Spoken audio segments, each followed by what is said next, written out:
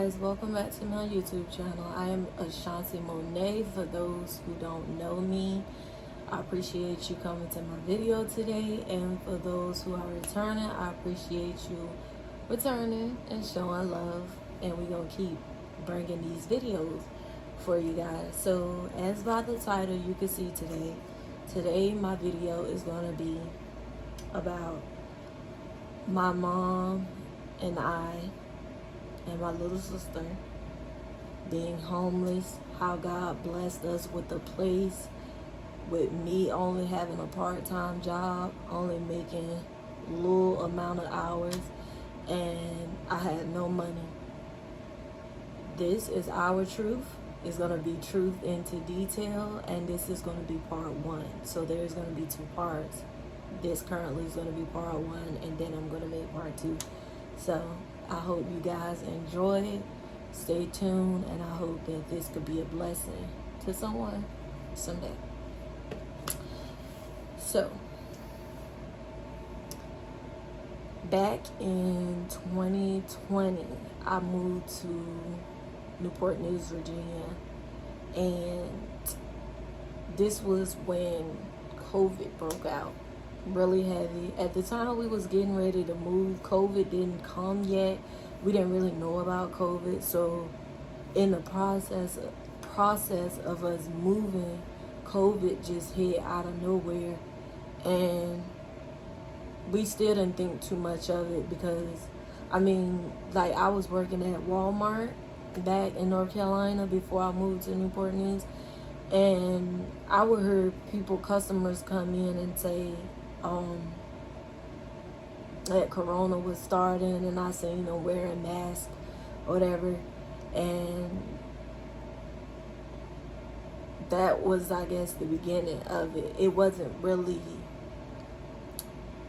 a thing yet, like it didn't break out yet. So when we moved to Newport News around in 2020, we ended up moving down to the Fort Eustis area where they had this army base. So down that end, we was literally located near everything. The mall, arcades, everything, you name it, we was down the street from it. Well, we couldn't attend none of it. We couldn't go to anything. We couldn't do anything because that's when COVID struck out. Everything was shut down. We couldn't do nothing, so it was like go to work and go home. Very boring, but that's how life was at the time. So as I told y'all that I worked at Walmart in North Carolina, the Walmart I worked at in North Carolina transferred me to the one in Newport News, Virginia. And Newport News have a bunch of Walmarts, but for some reason I got put at one of the most ghettoest Walmarts, because when I was working at the one in in North Carolina, this guy that was from Newport News was working at the Walmart with me, and I told him, I'm getting ready to move and what area of the Walmart I was going to, and he told me right then and there, he said, "Oh no, that's a ghetto Walmart, you don't need to work there, go to another one." But that's the one that I got transferred to, and that was the one that was closest to my house. So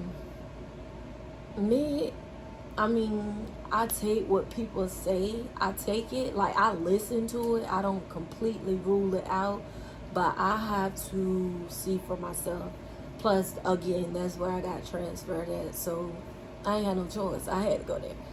So I ended up going to this Walmart, and in the beginning, of course, everything was good. They knew I was a transfer. I was coming from North Carolina. Everything was peaches and cream. But I had this supervisor that worked at the Walmart in North Carolina who did not like me. She was mad that I even got approved to be transferred to the Walmart in Newport News, because she didn't want me to leave at all. She didn't want me to move and, find better or whatever. So she decided what she was going to do was go to my supervisor at the new Walmart and talk about me. What she said, I don't know.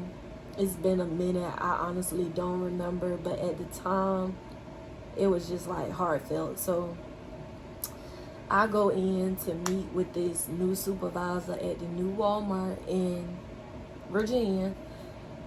And my supervisor, she pulled me to the side and she says, yeah, your supervisor at the old Walmart was talking bad about you and saying a whole bunch of stuff. At the time, she told me what it was, but I honestly don't remember because it's been so long.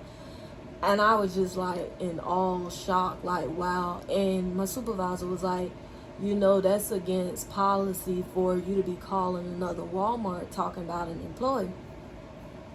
I'm like, absolutely, absolutely. But I'm in awe and shock. So I go home and tell my mom this information because I'm like, you trying to make it hard for me at another place, and that's wrong. Like, why would you do that? So, not too long after that, the drama come. Because she spoke so ill of me to these people thought they was going to, try me. I was new around there. So it was this one lady, they put me on stocking. I've never stocked before. That was going to be my first time doing it, but I didn't mind doing it. I actually liked it. They put me with this lady that's real rude. I don't even remember her name, but if I did, I still couldn't tell you. But we're going to name her Monster. They put me with this lady named Monster, and she had a reputation around the store of her attitude and how mean, rude she was in the whole nine. And me, I don't go off what people say. I got to find out for myself. So I would speak to her, talk nice, because that's just how I am. I talk like that to everybody. And she started being rude right off the bat, like, you need to go do this, you need to go do that. So I ignored it. I ain't say nothing. I just went and did the job that she told me I had to do. And so every day I would come into work, she would start nitpicking. It's like they told her to start with me, I guess, to see if my supervisor from that other store was right about what she was saying about me. So she kept picking with me. Every day I would come to work, I wouldn't say nothing. And people just coming up to me saying she does this with everybody, she hateful, she mean. And I could start to see. Every day I could see she would pick with me, to the point she said something so foul and disrespectful to me. I'm sorry, y'all. I do not remember. You're supposed to forgive and forget. I forgave her, and I forget. It was 2020, so bear with me.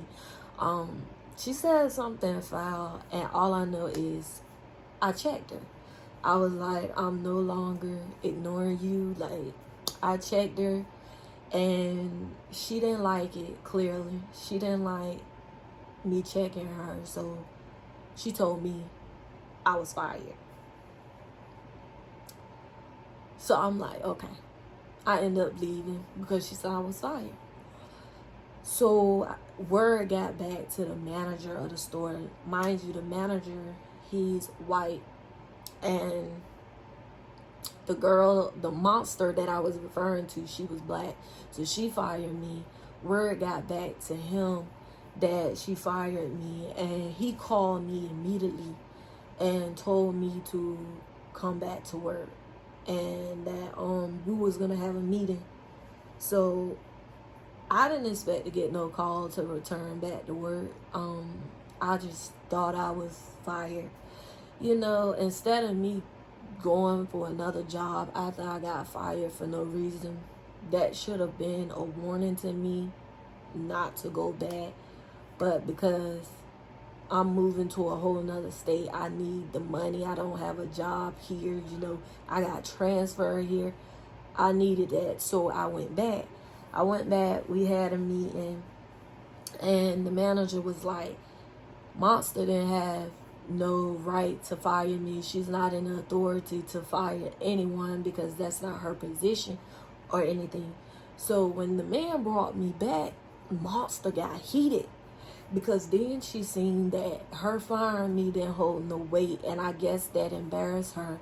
So she had a friend there. I don't remember her friend name, but we're gonna name her. Let's name her Hater. So Hater came in cahoots with Monster. They friends. They like this.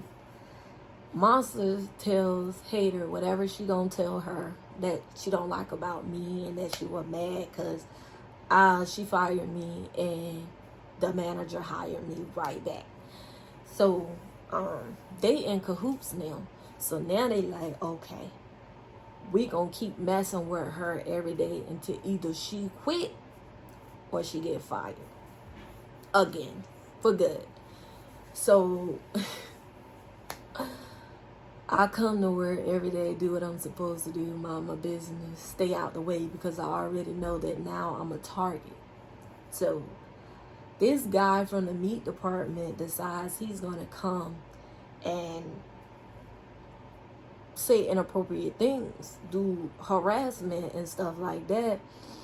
And at the time, it was him saying, this man was like in his 40s or his 50s. He decides he's going to come up to me and tell me things that he wanted to do to me. Off rip, I don't tolerate that. You're not going to disrespect me. You're not going to make me feel uncomfortable. So I reported him immediately. Come to find out, it got around the store what he did and me reporting it. And a bunch of girls came up to me and was telling me that he had been doing that for years and nobody would do anything about it, like, or whatever. So I ended up talking with this supervisor, and I told him everything that happened, that took place, and he said, okay, we gonna handle it. So I went back to working. And 30 minutes later, I get called down to the office. And when I get to the office, guess who I see? It's Monster and Hater. So I come in the office, so I'm confused to why I'm being called to the office by these two. So I come in the office, I sit down, close the door, and then they says to me, we observed on the camera that you wasn't doing your work. You just standing in the aisle talking. I said, you observed me how? Doing what? They said, we observed you on camera, standing in the aisle, talking, not doing your work. I said, okay, show me on the camera of me talking, standing in the aisle, not doing my work. They would not show me the cameras. That's what they just kept saying. I said, you're not telling the truth. I was literally doing my work, standing there doing my work. They just kept saying the same thing over. You was not doing your work. So they said, we're going to have to let you go. So 30 minutes ago, I complained about the guy sexual harassing me. 30 minutes later, y'all call me in the office and say I'm fired out of retaliation and I didn't do anything. So I immediately went to the manager. Told the manager what they was doing again. The manager says to me, I'm going to go talk to him and figure out what's going on. So he goes and talk with them. I'm spending like an hour in the office waiting for him to come back. He comes back and says to me, they said that you wasn't doing your work. You were standing in the aisles talking. And so we're going to have to let you go. I'm agreeing with them. I'm siding with them. We're going to have to let you go. I said, so I put in a complaint about sexual harassment and now I'm being fired. Because that's pretty much what it was. And, you know, Monster and Hater already wanted me fired. So, you know, they was waiting for the opportunity, especially Monster. So he said, yeah, you got to go. And I ended up leaving. And I just remember going out to my car, well, my mom's car at the time. I went out to the car and I just started crying. And I immediately called my mama in the parking lot to tell her, mind you guys, my mom was pregnant. So my mom's stomach was, I don't even know how far along. I don't remember how far along she was when I was working at Walmart. But I know that I'm going to say,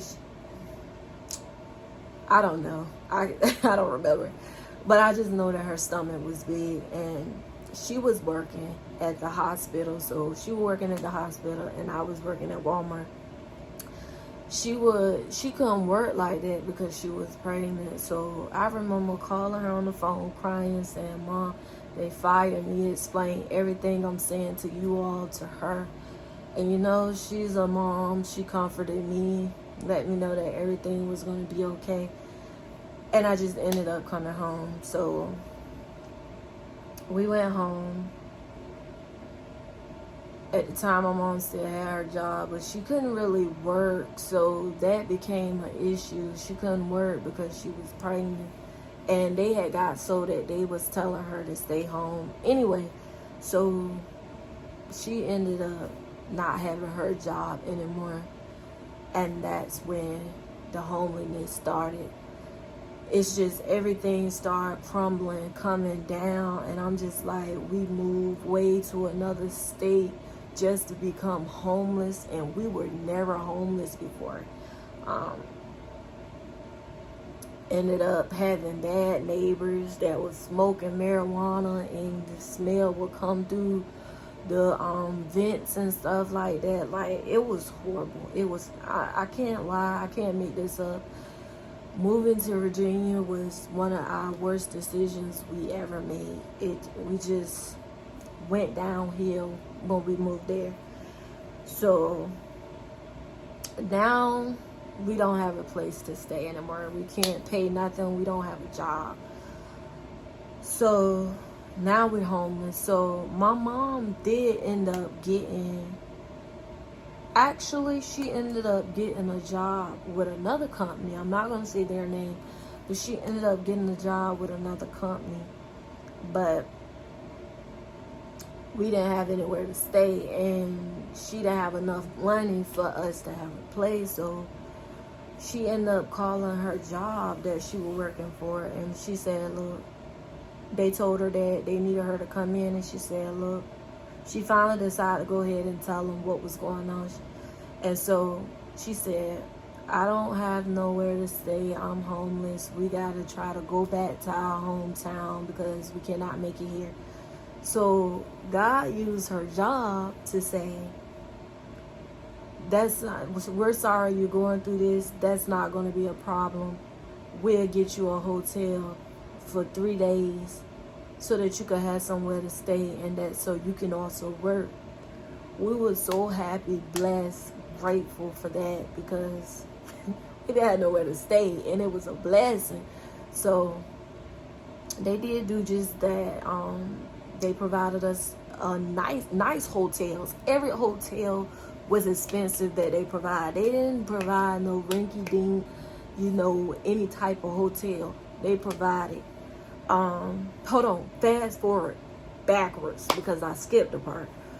So before the hotel did what they did, my mom had ended up getting some money, like $200 from her guy friend, so that we could stay in a hotel. And we ended up staying in a hotel. We ended up getting at this racist hotel where we came in contact with this racist lady, and she ended up kicking us out the hotel. Mind you, nobody knew we was homeless. She kicked us out the hotel and took our money. So we went to another hotel. We didn't have but a little bit of money left, and we went to this rink-dink hotel because, that's all we could afford, for real. And so I get in there, I swipe my card, get a man the money, and he give me the key. I go back to the room, and like every hotel you go in, you're gonna pull back the covers. You're gonna examine everything because you want to see what it looked like. So we pull back the covers immediately. I cannot make this up, and I am not lying to you guys. When we pull back the covers, We seen feces all over the sheets, everywhere. Disgusted. We disgusted. This is where we now breaking down because we don't have no more money. We gave our last money and we in a ranky-dank hotel where he gave us a room where the sheets had feces on it, both beds. So I go back up to the front, let him know, like, first I asked for a maid. That shouldn't even have been a choice, but because, like I said, we didn't have no more money, we asked for a maid. He got belligerent and rude. He already knew what was up. So he was like, we don't have any maids. I'm like, your hotel, you don't have no maids. No wonder you got feces on the covers. I'm telling him it's feces on the sheets and stuff. And this man is a foreigner. So you know how that goes with foreigners. He was rude. All of that. The whole nine. It was just horrible. Not to mention, after swiping my card, when he gave us the key, tell me why this man flagged my card and said that my card wasn't mine, it was fake, and that I didn't have no money on it, and so that he could keep my money.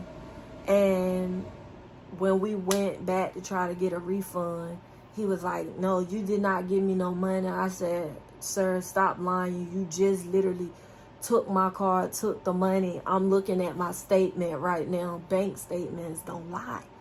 And so he just trying to argue with me. So we called Priceline, the people that we booked the room through to get the room cheaper.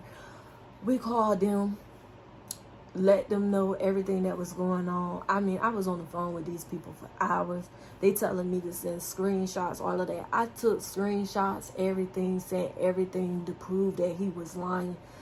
These people did not give us our money back. They took his side, and now we don't have $0, nothing. So this goes fast forward back to when my mom job calls right there. God had to intervene because right there when that happened, us being in that hotel and all of that took place that same day, literally 10 minutes later, that job called the phone and said, we need you to work. Told my mom they need her to work. And that's when my mom told them the situation. And they said, we're going to give you 3 nights in a hotel. Every hotel, like I said, was luxury, and they was at different hotels. So, and each one of them had a pool. So we was grateful and blessed for that. But that had to come to an end because, you know, they couldn't pay for every day for us to stay in a hotel. So 3 days was up. Now we like, what are we going to do? Where are we going to go? We end up, my mom was talking to her best friend on the phone. She ended up asking her best friend to ask her mom if we could move in with her. Her mom agreed to it. Her mom said yes, but that's not even the point. Let's get into the real tea. I know y'all wondering, where are your family?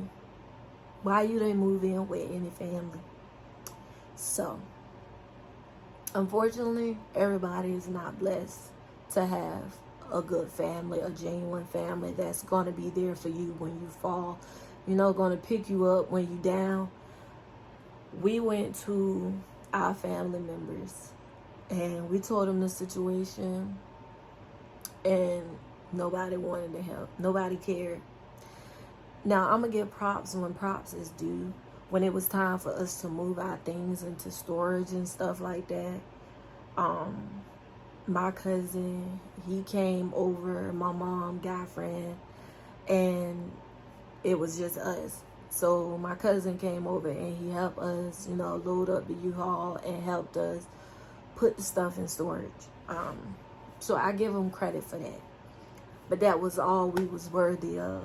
We was not worthy of having a place to stay. Nobody even cared that my mom was pregnant and that we would be on the streets. Nobody cared. Nobody cared. We went to everybody. They did not care. And you know why people mad? and don't want to help, we cannot tell you why. Nothing has been done. This is just how people is. This is just how people move. That's just how my family is. But yeah, nobody would help. And so after we got everything into storage, that's when, like I said, fast forward back to my mom asking her best friend to ask her mom to let us move in. Not my best friend. My mom's best friend didn't want us to move in with her mom because she knew her mom living situations. But we were desperate. We needed a place to stay. We didn't know her living situations, but we were just like, we need a place to stay. So she ended up asking her mom. Her mom said yes. So now we driving back to North Carolina to her mom's house. We get to her mom's house. Everything cool. We thanking them for allowing us to stay. And it was like, you know, showing love. Yeah, the whole nine. So but before we moved there, my mom had already done gave them a date. She told her that we was not going to be there long. All we needed was 2 months. She did say take however long you need, but 2 months was what we were standing on. So we moved in. My mom went to work for a little bit, but then she couldn't work no more completely. Like, she had to completely stay out. You know, she getting bigger. So I had to find a job when I got to North Carolina. I ended up finding a job at this store called Duck Through as a cashier. I was not getting paid that much, but it was better than nothing. I needed the money. So I started working there. And, you know,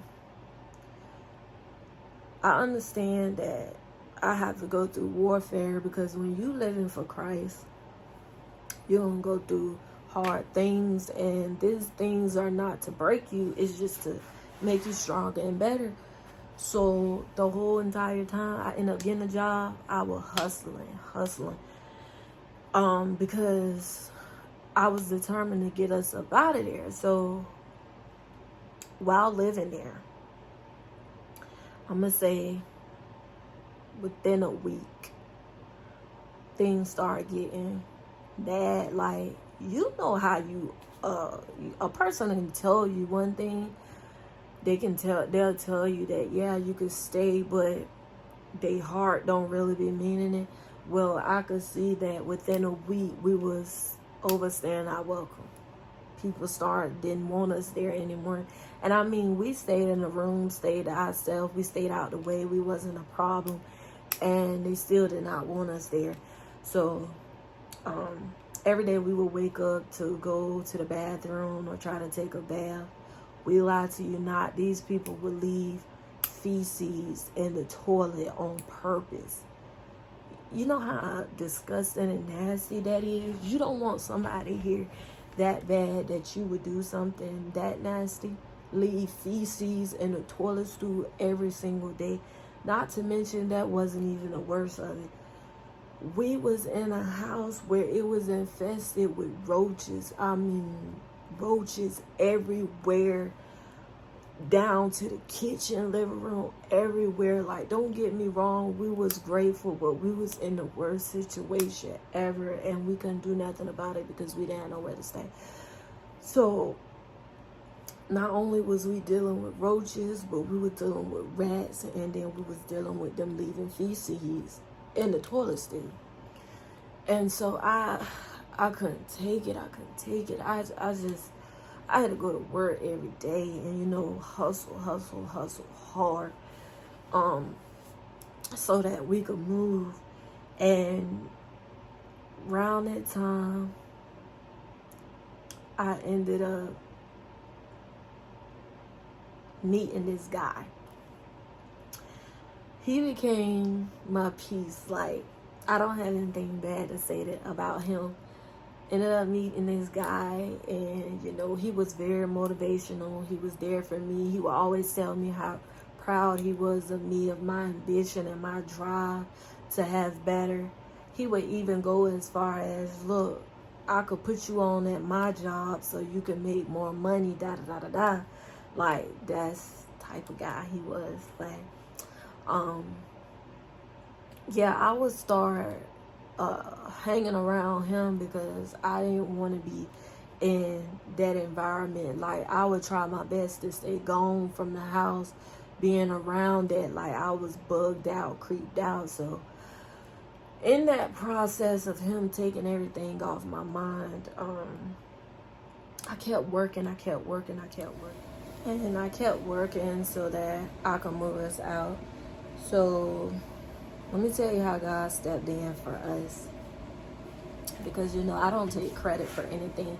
I give God all the praise, all the honor, all the glory for everything that takes place in my life. Because I'm nothing without him. And I admit it. So I told y'all I worked as a cashier. I was not making that much money. But God had to intervene. So, like, every paycheck I got, I put to the side because I was determined that I was going to go back to Virginia, get our stuff. And now on top of that, I was going to get us a place. So I knew I didn't have that much money. Now, again, like I said, I give credit when credit is due. My mom, best friend, had sent her like $400. She sent the $400, so we had that. And then I went and got a loan for like $500 to have extra, and plus the money I had working. So I ended up having the funds.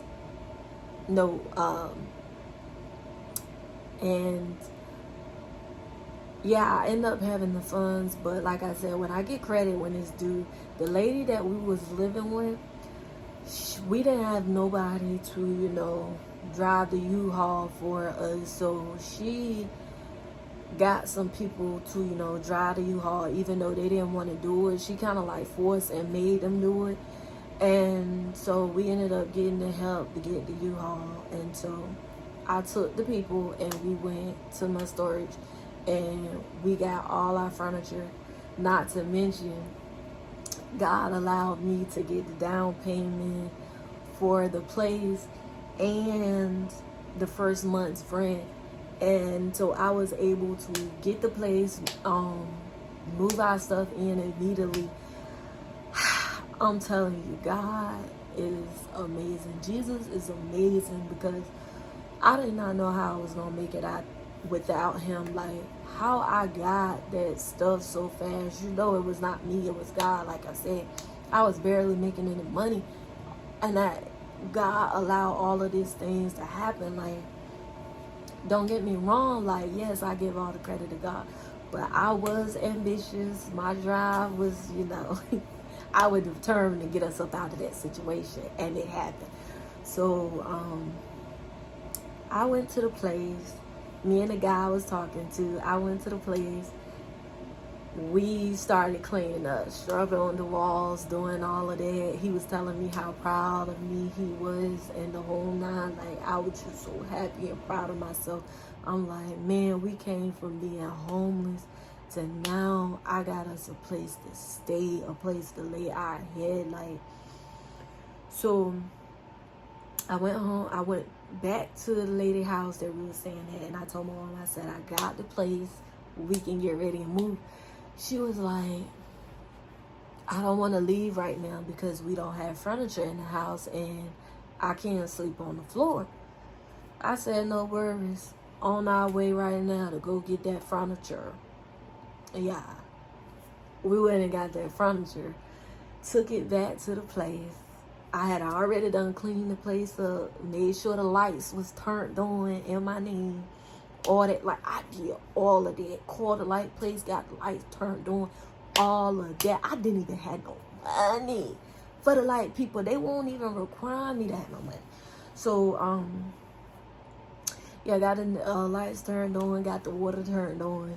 Well, my mom got the water turned on in her name, but the water got turned on. And I went there. After I cleaned up the place, I start decorating my room, because that's just me. When I move into a place, that's the first thing on my mind, is to decorate my room how I like it. So I decorated my room when we got the furniture there. And then I stayed there all night while my mom was still at the lady house staying there. I stayed there all night decorating my room, putting it together. And then I came back, and the very next day we left, moved. And they was like, you guys moving so soon? I was like, yeah. They was like, Ashanti. Well, the lady, she was like, Ashanti, you really work hard. You work your tail off to get y'all up out of here. I was like, she told my mom that, and my mom told me. And I was like, yeah, I did. I had to move. I could not be in that situation. I felt like I had to save us. But in the midst of me feeling like I had to save us, no, God said he the one in charge of saving us. And that's just what he did, because nobody wanted to help. So, guys, I'm going to stop it right here at you guys knowing about the place, us getting the place. So this is part 1 of us being homeless, how God blessed us. Now stay tuned for part 2. Part 2 is where y'all really gonna be like, OMG, like, are you serious? Like, part 2 is when everything get hectic. Everything just be like, wow. I'm sorry I went through that, but God is good. So guys, thank you for tuning in. Thank you for listening to me. Make sure you subscribe, like, hit the thumbs up, turn your post notification bell on, so that every time I post, you'll be the first to get it. And if you're returning, once again, I appreciate y'all. I love you all. The new people, I pray that you stay, you come back, you enjoy this video, and share with your friends. Stay tuned for part 2. I'll see you soon, guys.